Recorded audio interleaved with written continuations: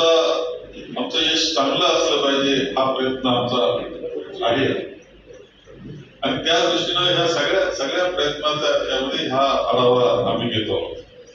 एकंदर राज्य सरकारबद्दल खूप मोठा असंतोष, केंद्रीय सरकारबद्दल तर असंतोष जनतेच्या मनामध्ये निर्माण झालेलाच आहे, कारण त्यांनी सगळ्या स्वायत्त संस्था या संपवलेल्या आहेत।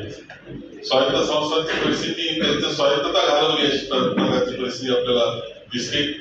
हुकुमशाहीकडे वाटचाल चालली ही वस्तुस्थिती वाढणारी अनेक गोष्टी त्यांच्या पूर्णपणे कृतीतून दिसत होत्या।